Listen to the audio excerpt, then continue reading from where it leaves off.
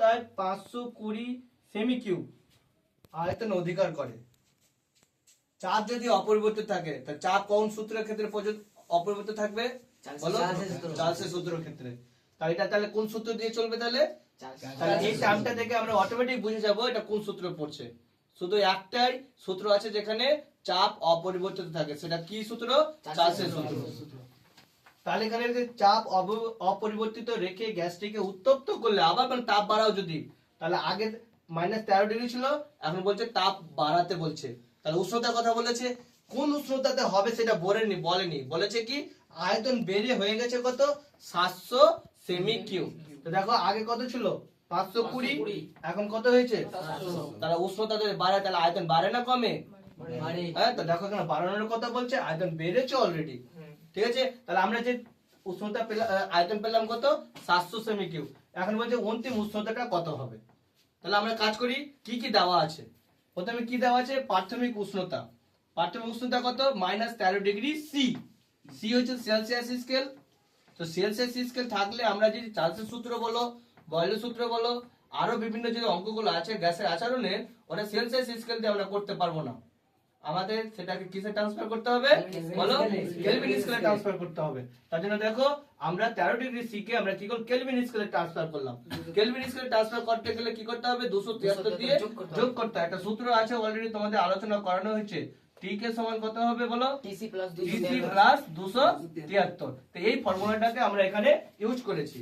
তো দেখো কেলভিন স্কেলে ট্রান্সফার হয়ে গেছে। এই তাপমাত্রায় তাহলে কত আয়তন আছে?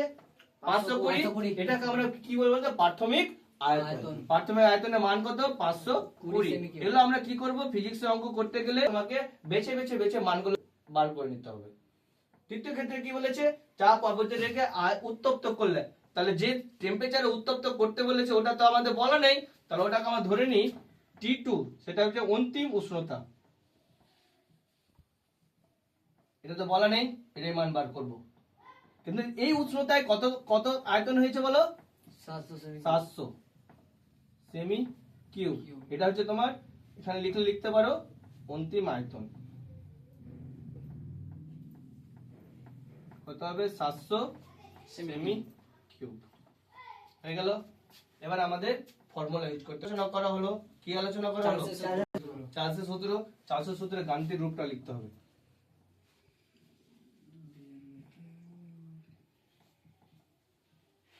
চার্লসের সূত্র থেকে কি গাণিতিক রূপ? V1/T1 বলো, তোমরা বলো। V2/T2। তাহলে V1 এর মান কত হবে? এখানে V1 কত আছে? যা যা দেওয়া আছে ওই জায়গাতে রিপ্লেস করে দেব, আর কিছু করব না। আর যেটার মান দেওয়া নেই সেটার মানটা আমরা বার করব। তাহলে এখানে বলছে V1 এর মান 520 বলেছে, এই জায়গাতে শুধু 520 বসাবো। বসিয়ে দিলাম, বাই লিখে দিলাম T1। T1 এর মান অলরেডি আমাদের জানা আছে। কত জানা আছে? 260 ও বসিয়ে দাও। V2 কত আছে বলো তো? 700 আছে। 700 বসিয়ে দিলাম। T2 মান জানা আছে কি? ওরে তো বার করব আমরা। হ্যাঁ, T2 করে দিলাম। তাহলে আমাদের ক্যালকুলেশন এবার করতে হবে। ম্যাথ আর ফিজিক্স একই। ম্যাথে যদি ক্যালকুলেশন করতে হয়, ফিজিক্সও ক্যালকুলেশন করতে হবে।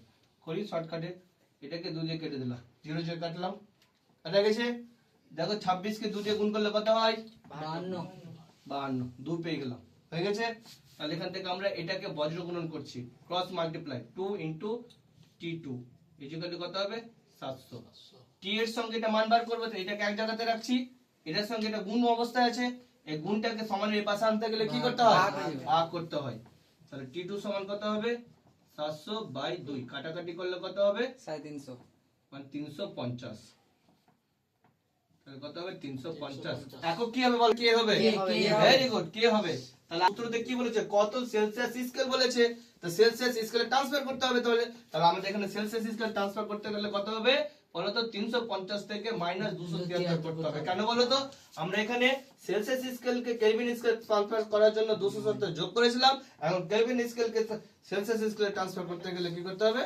273 মাইনাস করতে হবে। বুঝতে পারা গেছে তোমাদের? হ্যাঁ স্যার। 77 হবে স্যার।